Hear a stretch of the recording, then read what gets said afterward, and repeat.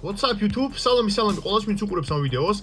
მოკლედ ბიჭები, დღეს ჰიბრიდ ფამში მოვიდა ერთი ადამიანი, აიღო კონსი და მკითხა ძალიან მაგარი ისეთ საინტერესო თემა ფაქტიურად, როგორ შეიძლება და რა შეიძლება რომ მიიღო თქვათ. ადამიანი ვარჯიშობს ფიტნესის პონჩი, ბოდიბილდინგის ვარიანტი შეიძლება ითქვას და რაღაც ისეთი გარკვეული ძალიან საინტერესო კომბინაცია მომთხოვა ფამფისთვის და მოვინიშნე შესაბამისად ზამეთკებში რომ მეთქი იქნება დღეს შევეცადო და რაღაცა გარკვეული მოკლე ვიდეო ჩავწერო ამ თემაზე, როგორ მივიღოთ მაქსიმალურად ძალიან მაგარი ფამფი და დღეს ეს ვიდეო იქნება უფრო უმეტესი ხალხი იმისთვის, ვინც არის დაკავებული ფიტნესით, ან პროსტა ვარჯიშობს თქვა თავისთვის. დღეს იქნება საუბარი მაგარ ფამფზე. ფამფი, რომელიც პროსტა უბრალოდ გაგხვეთხავს ისე დონეზე, რომ მოკლედ დღეს როგორი თემა ვიფიქრე. ზოგადად თქვენ რო ხდებოდეთ როგორ სიტუაციას ბიჭები, მე რო ვაწვევი უფრო კროსფიტის თემას და უფრო ყოველთვის მევასებოდ და უფრო ფუნქციონალი. რატო კროსფიტი? იმიტომ რომ კროსფიტი ფაქტიურად არის რამოდენიმე რაღაცა ნიუანსი. ყოველთვის ხდებოდი იმ სიტუაციას, რომ სპორტის მხრივ და ყველა ადამიანი უნდა ხდებოდეთ იმას, რომ სპორტზე თუ მივასაუბარი რომელიმე კონკრეტულ სპორტზე, ყოველთვის მაინც გენეტიკა გადაწყვეტავს, ანუ რაღაცა გარკვეული ის მაგარი გენეტიკა მე აროს არ ამქონდა, რომ რომელიმე სპორტის სახეობას მივწოლოდი და რამე ნორმალური სპორტის მიღწევები გამეკეთებინა. და ამიტომ შესაბამისად უფრო მინდოდა რაღაცა ჩემპიონში, რომ ყოფილიყავი ყოველთვის ჯანზე და ჩემი განმოსახედით ჩემი პირადი განმოსახედით ჯანზე ყოფნა უფრო იმას ნიშნავს, რომ ადამიანს შეუძლია ყველაფერი გააკეთოს. ყველაფერში არის მობილიზებული, ყველანაირად არის მაქსიმალურად თავისი სწრაფი, ფეთქებადი, მოქნილი, ძლიერიც, გამძლეც, ცოტა გიპერტროფიულიც და შესაბამისად მაშინ ეგ იყო ეპოქა იყო შესაბამისად როცა ვიწყებდი კროსფიტის თემას, მაშინ იყო რიჩ ფრონინგის ეპოქა, დემბეილის ეპოქა, მეტ ფრეიზერის და ბიჭებს შეხედავდი გესიამოვნებოდა რა, ანუ ხო შენ ჯაზი იყვნენ ვიზუალურად, რიჩიც, დემბეილიც, მეტ ფრეიზერიც, ნოულსენი ჯაზი იყვნენ შესაბამისად ჯიგრულად და მაგ სიტუაცია მიმიზიდა და ვიტყვი როგორ თემას, რომ რაც ახლა ვილაპარაკებ, ოფში კატეგორიულად არ წავა იმათთვის, ვისაც უფრო მეტწილად უნდა რაღაცა ჰიბრიდული გამძლეობა. ეს არის უფრო კაჩუკური თემა. აი, წიგნები მაქვს სახში, მოქვს ერთად მიახლოებით 50 წიგნი ნაირ-ნაირი. ფრენკ ზეინის, შვარცის, მაიკ მენცერის, დორიან იეიცის, აი უზარმაზარი რაოდენობა მოქვს გარკვეული ბევრი წიგნი ბოდიბილდინგის და ბოდიბილდინგით ფაქტობრივად მე დავიწყებ, როგორც ყველა. პირველად დარბაზში რომ მივედი, იგი იყო 2004 წელი თუ არა ვცდები და მაშინ ფაქტობრივად ძალიან მოდაში იყო ბოდიბილდინგის ვარიანტი, მაშინ მიდოდა კლასიკური რაღაცა სტერეოტიპული ისინი, რომ გამოშრობა თუ გინდა უნდა აკეთო 12-15 გამეორება, თუ გინდა მასა უნდა აკეთო 8 გამეორება. არავითარ შემთხვევაში ნახშირწყლები არ უნდა ჭამო, ბევრი გასუფთები და ასე შემდეგ რა და ძალიან ბევრი რაღაცა გარკვეული საინტერესო გავიარე და რეალურად ეხლა რაც ვილაპარაკებ, ერთი რაღაცა ყოველთვის იცოდეთ ბიჭები, რომ მე მყავს რამოდენიმე ძალიან მაგარი მეგობარი, ძალიან მაგარი ბრო, რომელიც არის უზომოდ მაგარი განათლებული და ბევრი რაღაც ისტორიაში რაღაცა ფაილები გადმოუყურეთ, საინტერესო კვლევები გადმოუყურეთ და თითქოს მეგობრის რო არის ეგ და რაღაცა თქვა არ არის აი ძალიან გამახვილებულად გადმოცემული რაღაცა გარკვეული ადამიანმა შეიძლება რაღაცა ფაილი თქვა ან ვიღაცა მეგობარმა შეიძლება რამე გაგიზიაროს და მოგწეროს რომ ამა პროსტა გადახედე და მე და შეიძლება მოგწეროს როგორ უეჭველი გადახედე 1,000,000% მოინიშნა და ინიშნა ბუძელიკი ძალიან საინტერესო თემა აი სხვანაირად გითხრა სხვანაირად გამოგცეს ინფორმაცია ის სხვანაირად შენმა ტვინმა აღიქვას ჩაუждე და მე მოусმინო აი ამას რაც ახლა ყველაფერს ვილაპარაკებ ყველაფერს ყოველი პატარა კონტექსტს რაც ახლა მე ვიტყვი გაუწიეთ ვარაუდი თუ თქვენ მაგას შეასრულებთ დამიჯერეთ რომ აი დაში მე დამიკომენტარეთ კომენტებში რომ აი ცვეთში იგექნებათ ძალიან მაგარი ფამფი და იქნებით მაგარი კმაყოფილები. უნდა აგიხსნათ რამოდენიმე მექანიზმი. თუ არ გინდათ ფამფი, შესაბამისად არ უნდა იყოს შეშუპებულები, ანუ არ უნდა იყოს ძალიან გიდრატირებულები, ანუ არ უნდა გქონდეთ ძალიან ბევრი შეკავებული წყალი. წყალი როგორც შიდა უჯედული, ასევე გარე უჯედული, მაგას აქვს ძალიან დიდი მნიშვნელობა. როცა გვინდა ჩვენ დავაბაროთ ფამფის ვარიანტი, პირიქით გიპერგიდრატაცია და გიპერწყლის შეკავება მოგცემს ჩვენ ძალიან მაგარ ფამფს. მოგცემს ძალიან მაგარ აზოტს, მოგცემს ვენებს და შესაბამისად გარკვეულ რაღაც დაბეილობას, რაც მოგცემს შესაბამისად ძალისმიერ შესაბამისად პერფორმანსს და ასევე იმენა პამპის კუთხითაც. ახსნი როგორ მექანიზმს, მე ვიტყოდი როგორ ვარიანტს. თქვა თუ ხეშად, მე მაქვს ხომ კვირად, მე მაქვს ხომ დასვენება. ავიღოთ თქვენს თქვათ კვირად დღეს ისვენებთ და ორშაბათს გავხთ მაგალითად ყველა ადამიანს აქვს რაღაც ჩამორჩენილი კუნთის ქსოვილი, რაღაც გარკვეული კუნთის მონაკვეთი, რომელიც აკეთებს რაღაცა გარკვეულად პრიორიტეტს და მაგ დღისთვის მოგცემთ სულ გაიც, სულ კომბინაციას, როგორ შეიძლება რომ შეემზადოთ, აი თქვათ მძიმე ვარჯიშისთვის, როცა მიდის საუბარი იმენა გიპერტროფიაზე. კვირა დღეს მაგალითად ვისვენებთ. ყველა მიცით რომ 1 გრამი ნახშირწყალი აკავებს უხეშად 3-4 გრამ წყალს. ეხლა ახსნი როგორ მექანიზმს. ჩვენ კვირა დღეს ვიტვირთებით მაქსიმალურად ნახშირწყლებით. ბევრი ცხიმები ამ დღეს არაა საჭირო, ძალიან ბევრი ცილებიც არაა საჭირო. ანუ მივცეთ მაქსიმალურად კუჭს და ფერმენტატულ სისტემას იმის ვარიანტი, რომ მაქსიმალურად გლიკოგენი შევავსოთ, ანუ შევიცვოთ მაქსიმალურად ნახშირწყალი. ცხიმი ბევრი არ გინდათ მაგ დღეს. მიახლოებით 0.6 0.8 გრამი კილოგრამზე მეტი არაა საჭირო. რასაც ახლა ვილაპარაკებ, მიახლოებით თქვენ რო ხდებოდეთ, მე უხეშად ახლა წონით 86 87 კილო. ავიღოთ რომ აი 90 100 კილო ტიპისთვის ეს რაც ახლა ვიტყვი მე შესაბამისად გრამობას და მილიგრამობას მინერალებისას და ვაფშე ყველაფერს ეგ იქნება საკმარისი ვარიანტი. ახლა უყურეთ ფაქტიურად. ანუ ვიღებ ჩვენ კვირა დღეს. კვირა დღის განმავლობაში ვაკეთებთ როგორ მექანიზმს. თქვენ რო ხდებოდეთ რას? რომ როგორც გლიკოგენი არსებობს გარკვეულ პუნქტისა, ასევე გლიკოგენი არსებობს ყველაზე დიდი ორგანო რაც არის ღვიძლი.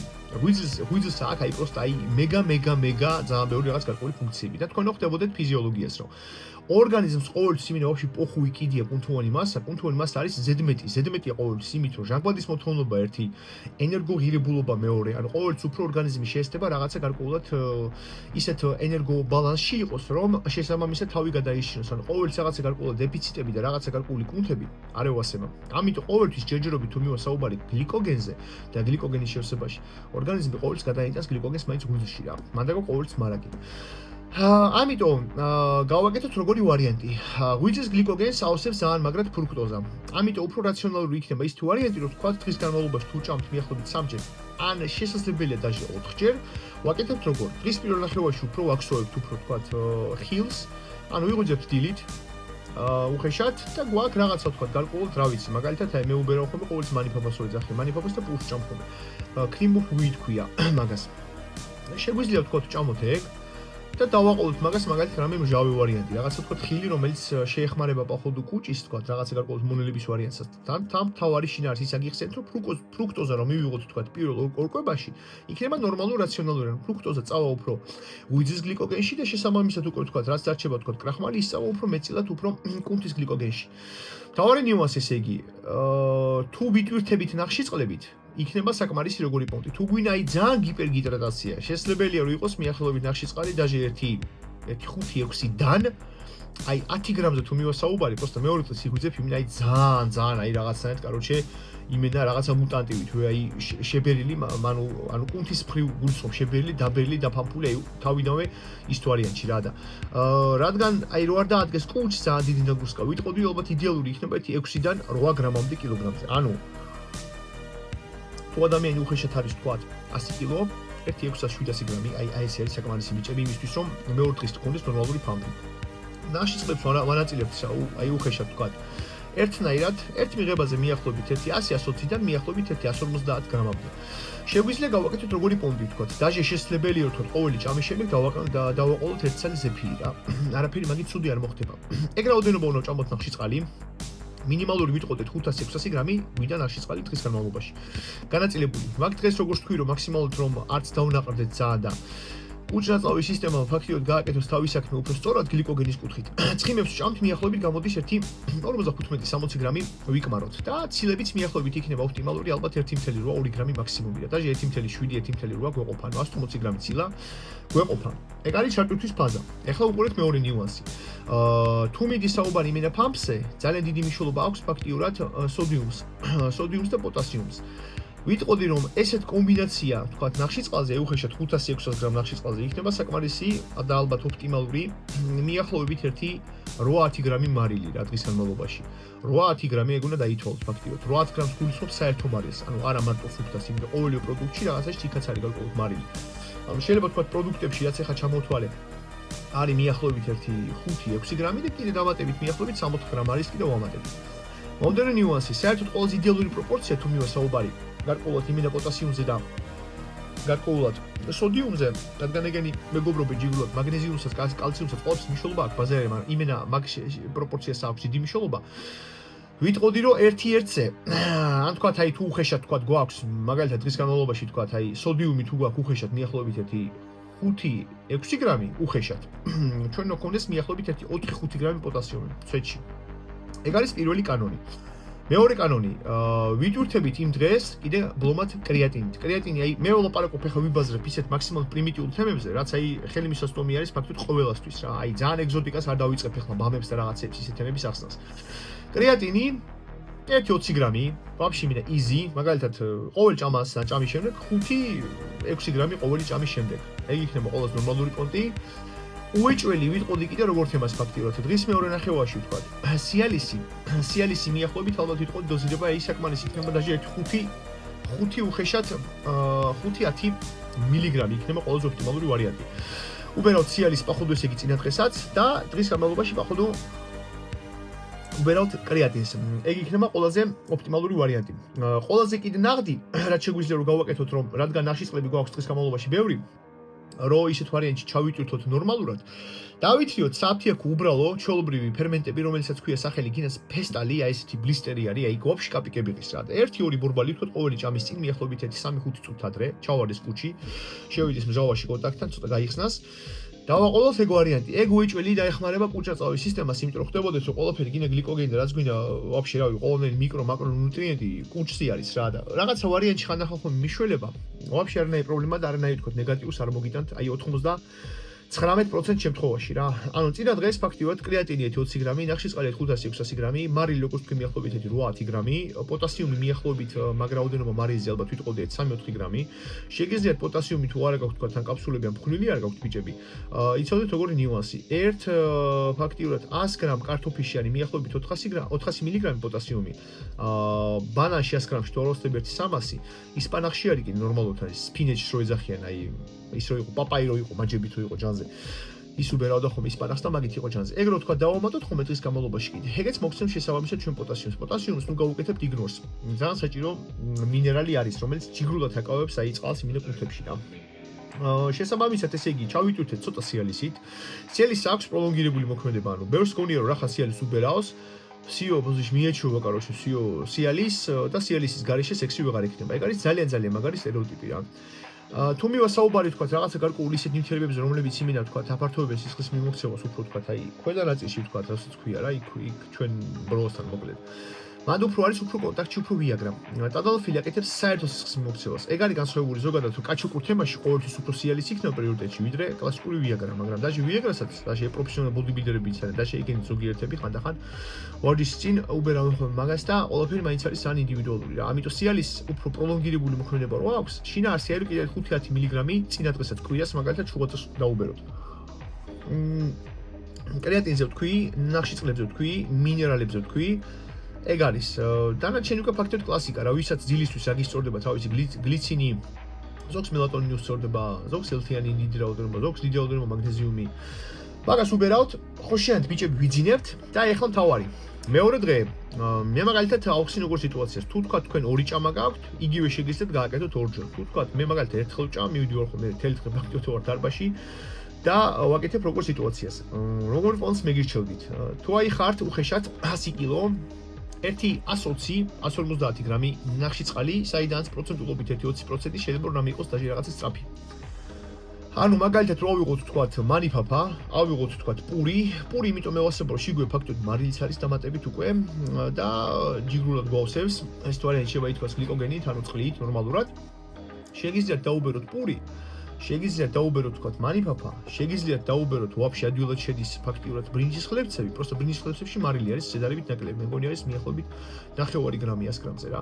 პურში არის მიახლოებით საშუალოდ 1.5 გრამი 100 გრამზე. ეგ იქნება ოპტიმალური ვარიანტი და კიდე რაღაცა თქვათ სწრაფი ვარიანტი რომ გადავაგდოთ, სწრაფი ნახშირწყალი ეს ვარიანტი რო თქვათ რა, ნორმალურად იქნება კიდე კაი პონტი ეს რო არის, ბეიგლს, ბლითი სუშკები ესეთი რო არის, გამხმარი პურები რო არის ესეთი რა მგვალები რა. რო აწონოთ ეგ უხეშად 80-100 გრამი მოცულობაში პატარა გამოდის და ვაფშე უპრობლემოდ შევა ეგ ვარჯიშის წინ იზი, რავი, კაკაოზე ყავას უბერავთ თუ ჩაის უბერავთ, ვაფშე უადვილესად რა. ანუ ნახშირწყლებს ვჭამთ ვარჯიშამდე მიახლოებით როგორც თქვი 1.2, 1.5, 1.6 შეიძლება ერთი აი უხეშად 100-დან 150 გრამამდე. ეგ იქნება ოპტიმალური ვარიანტი. რა შესაბამისად მარილი როგორც თქვი ვარჯიშამდე იქნება ოპტიმალური ალბათ ვიტყოდი 1.5-დან, აი 2 გრამიდან ალბათ 3 გრამამდე, ჩემნაირ ტიპზე რა. ეგეც ნორმალური პონტი იქნება. ცხიმებს ბევრს არ ვჭამთ, იქნება საკმარისი მიახლოებით რომ გაიკეთოთ თქვა რამე ომლეტი უხეშად 1 მთლიანი კვერცხი 3 ცალ გამოგხსოვთ ყოველი დილა მე ფაქტიურად. და შეგიძლიათ მაგალითად ჩვეულებრივ რამე კაკაო ისაქნათ, თან თქვა რა ვიცი არაფერი ისე არავე ყავა ვისაც აგისწორდებათ ფაქტობრივად ცითხე მივიღოთ რა. ეგ იქნება ოპტიმალური ვარიანტი. ეხლა შესაბამისად უკვე უახლოვდებით გადის მაგიდან მიახლოებით 1 საათნახევარი თქვათ უხეშად და ვიწყებთ თქვათ ვარჯიშისთვის შემზადებას რა. რა იქნება ოპტიმალური ვარიანტი? ვიღებთ წყალს, მიახლოებით 1 ლიტრს, ან თქვათ რამე წვენს, უხეშად რო ავიღოთ როგორი პროპორცია რა, რომ 1 საათზე, ან თქვათ აი საათნახევარი თუ ვარჯიშობთ, 1.50-დან 70 გრამამდე ნახშირ წყალი, რავი, გინას თქვათ წვენი, წავა წვენი ჩვეულებრივ წვენს იმაშვებით, ყრით ამზადებთ შიგო ესე იგი ფაქტიურად ამატებთ თქვენ მიახლოებით მარილს 1 გრამი მარილი უხეშად რო ერთი მინიმუმი 400, 500, 600, 700 მილიგრამი რო გამოვიდეს სოდიუმი რა ეგ არის მარილის ეკვივალენტზე მიახლოებით 1 გრამი 1.5 რა მაგას უბერავთ თქვათ მაგ კოქტეილში და როგორ თემას ვაკეთებთ შინ ვამატებთ კიდე კრეატინს მიახლოებით 10 გრამს და მიახლოებით კიდე 8 გრამს უბერავთ კრეატინს კიდე ვარჯიშის თქვათ წინ შესაბამისად და კიდე რაღაცა რაოდენობით თქვათ კრეატინს ვამატებთ შიგნით ჯადოსნური კიდე რაც შესაბამისად იქნება საჭირო უეჭველი ეგეც ფაქტობრივად დღის კაპიკები მაგ დღეს დილით ჭამის შემდეგ ვსვავთ ისევ დამატებით სიალის 500 მილიგრამს და შესაბამისად უკვე ჯადოსნური ვარიანტი რაც შეიძლება რომ თქვათ კიდე შესაბამისად თქვათ შეუბეროთ იქნება ციტრულინი არგინინზე გადაღებული მაქვს ვიდეო რომ მე არგინინი არ მევასება კატეგორიულად რადგან პროვოცირებს ჰერპეს ისეთი საზიზღარი რაღაცა გარკვეული შეიძლება ითქვას დაავადება არის თუ რა ვიცი როგორ შეიძლება აღიქწეროს ამიტომ არგინინს მე ნიშნად არ მევასება ბიოსეთისობას აქვს დაბალი ამიტომ კლასიკური ციტრულინი და კაპიკები ღის ყველგან იყიდება ფაქტია ციტრულინი თემა არის ფაფურ ვარიანტში ოღონდ დოზირებები საერთოდ ერთი რაღაც იცოდეთ ფარმ კომპანიები თქვა ასაკობი დანამატების კომპანიები რაც არის რასაც უწერენ ხოლმე სერვინგ საისი უკანა თქვა რაღაცა დოზირებებს ბიჭები იცოდეთ რომ მაგას წერენ მაგ დოზებს იმიტომ ეგ არის გათვლილი ჩვეულებრივ სტატისტიკურ ადამიანებზე ეგ არის გათვლილი თქვა სპორტსმენებზე და თავს ისუღებენ იმ პონჩში რაც დოზირება არის თქვა ნაკლები შეიძლება იყოს საიდ ეფექტები რა ამიტომ უფრო მაგ კუთხით და ციტრულინი თავისუფლად შეგიძლიათ უბეროთ 1-10 გრამი 8-12 გრამი თქვა თქვენ წონაზე თუ ტიპი ჯაზი არის 100 კილო თუ არის იმენა ვაფშე იზი შეიძლება რომ 8-12 გრამი შეუბეროს მაგას უბერავთ შესაბამისად როგორც თქვი ნახშირწყლებით ავართ ჩატვირთულები ნახშირწყლები დილითაც გვაქვს ნაჭამი სიალისი დილითაც გვაქვს მიღებული ეგ არის შესაბამისად აი ყველაზე პრიმიტიული პონტი კრეატინი როგორც თქვი მიახლოებით 10-12 გრამი თქვა ვარჯიშის წინ და მიახლოებით 8 გრამი კიდე შეიძლება ჩაიყაროს თქვა იმ კოქტეილში რაც ავხსენი აი ცვეთში მაგ დღეს გექნება ძალიან მაგარი ფამფი რაც შეეხება ახლა თქვა იმენა თუ მივა საუბარი თქვა რაღაცა გიპერტროფიაზე თუ მივა საუბარი გიპერტროფია შეგიძლიათ გააკეთოთ როგორი პონტი რა თუ ახლა ადამიანი არის სამჭიდელი ან ადამიანი არის თქვა სტრონგმენი და აქვს გარკვეული საშეჯიბრო სპეციალური მოძრაობები თქვა იქ რაღაცა საჩვენებელი რაღაც გარკვეული თქვა პერფორმანსი მაშინ ბაზარი არ არის იქ აქვს ადგილი იმას რომ თქვა ადამიანი ცოტა ნორმალურად გახურდეს და დაიწყოს სანამ სვეჟი არის ის მოძრაობები თქვა ეს squat bench press თქვა deadlift რა და როცა მიდის საუბარი თქვა იმენა ფამფურ ვარიანტზე და თქვა ბოდიბილდინგის ვარიანტზე მე ნიშნად მოუფრთხილებოდი სახსრებს სვეტში რადგან აი დაგლეჯილი ვარ და აი გადატეხილი ვარ ყველანაირად რა შეიძლება მე კითხებიან ხოლმე რომ არის ყოფილი ესეთი დღე რო თქვა აი რამე არ აკეთებოდა და რო უფიქრდები იმენა როგორც კროსფიტს უბერავ ფაქტიასაც უბერავ აი არ ყოფილა ყოველთვის ანი დაყვია რაღაც დისკომფორტი ყოველთვის არის და გაუფრთხილით სახსრებს და თუ უბერავთ იმენა თქვა ფიტნეს და ჯანმრთელობის ვარიანტს შეგიძლიათ გააკეთოთ უფრო ის ვარიანტში ანუ პრედ რაღაცა ლაითი დაღლის ვარიანტი ანუ მაგალითად თქვა თუ გაქვთ ფეხები გააკეთოთ თქვა გარკვეულად ეს leg extension-ები გააკეთოთ ფეხის ბიცეპსები და როგორ ვარიანტი თქვა თავიდან რომ აი შეთბობის პონჩი მაგრამ თალათ შეთბობაც არ გამოვა ანუ თავიდან აკეთებთ მიახლოებით 20-25 გამეორებებს სულ მუქწონას მერე მუშა წონებზე ადიხართ შესაბამისად და მაგით აკეთებთ მუშა მიახლოებით 10 რა ვიცი 12-15 გამეორებას რა ეგ პირველი მოძრაობა არის თქვა და მერე შესაბამისად გადადიხართ საბაზისოებზე. მაგაზე სისხლის მიმოქცევა დაჩქარდება თავიდან, პულსი კარგად შეცვება, კაპილარები კარგად გაფართოვდება, ნორმალურად ყველაფერი სისხლის ვარიანტში მივა კუნთთან და ტრამვის კუთხითაც და გიპერტროფიის კუთხითაც და რაღაცა გარკვეულად თუ გვინდა რომ იმენა აი ფამფი დავიჭიროთ, ანუ გავაჭირებთ საქმეს იმენა ფამფი სასიამოვნო თემა არის, დაფამფული რო ხარ, რაღაცა ცხანაიხოძე ხარ, ეგეც გარკვეულად იმ რაღაც სიამოვნებას ვარჯიშის დროს იმენა გვაყენებს რა და დარბასაც იმიტომ დავარქვი სახელი საღადაო პონჩი ჰიბრიდ ფამფი რა